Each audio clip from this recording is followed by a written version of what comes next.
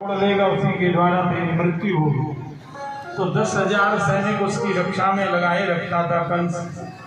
अब भगवान जब पहुंचे और भगवान ने उस धनुष को तोड़ दिया। जो भी भक्षक थे उन सबको दाऊद दादा ने समाप्त कर दिया। दोनों भाई एक एक टुकड़े को कंधे पे रख करके आगे चले तो रंगशाला के द्वार पर कुबल्यापीठ हाथी को मदरा पिला करके खड़ा कर रखा था। जैसे ही कृष्ण बलराम हमें मरवा देना। भगवान ने कहा हे महावर, हाथी को हटा रास्ते से। उसने नहीं हटाया, अंकुश मारा तो भगवान के ओर दौड़ा वो हाथी।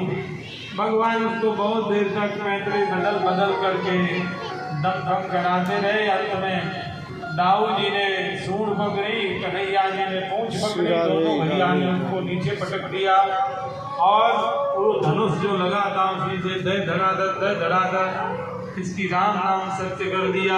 बोलो कृष्ण बलदेव की जय हो। और इसके दोनों दांत निकाल लिए भगवान ने। अब रंगशाला की ओर गए जहाँ पर मल्ल युद्ध होना था। कंस 28 हाथ ऊंचे सिंहासन पर बैठा था। बड़े बड़े पहलवान आए हुए थे। जैसे ही भगवान ने प्रवेश किया तो जागती रही भावना जैसी, प्रभु मूरत देखी दिन तैसी।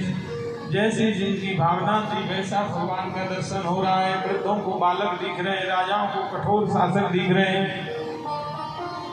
तो रंगशाला में पहुंचे तो चाणूर बोला कि हम सब राजा की प्रजा हैं। सारी प्रजा अपनी अपनी कला राजा को दिखला रही है। जो राजा को प्रसन्न करेगा उसको पुरस्कृत किया जाएगा। तो सबसे पहले हम ब्रजवासियों को अवसर देते हैं। मल्ल युद्ध का इन लोगों को बड़ा शौक है।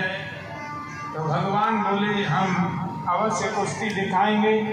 बाला वयम तुल्य बलई कीर्तिश्यामो यथोचितम। लेकिन हम लोग बालक हैं तो बालकों से लड़ेंगे जिससे दर्शकों को पाप ना लगे।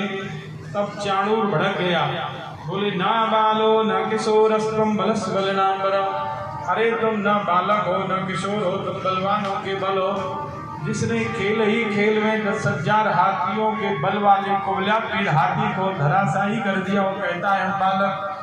दाऊद दादा बोले भैया ये लोग ऐसे बातों से मांगने वाले नहीं। तो दोनों भैया अखाड़े में उतर आए।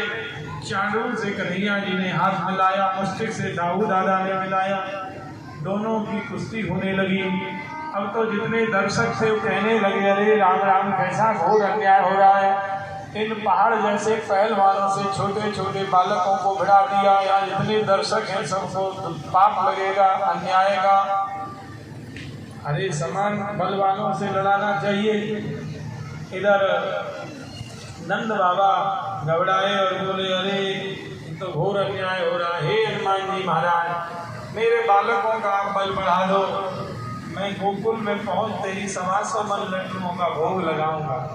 भगवान समझ गए कि हमारे बाबा बहुत दुखी हो रहे हैं, इस समय ज़्यादा देर करना ठीक नहीं। दोनों भाई तमाम दाव लगाए। कोई धोबी पाट लगा रहा है, कोई मुल्तानी लगा रहा है, कोई चरखा तान रहा है, तो कोई एकलंगा मार रहा है।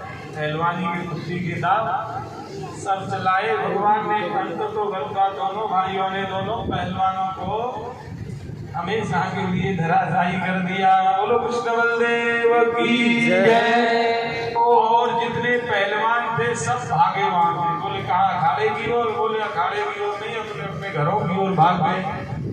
भगवान ने पीतम्बर घुमा दिया कि और भी कोई हो तो आ जाए।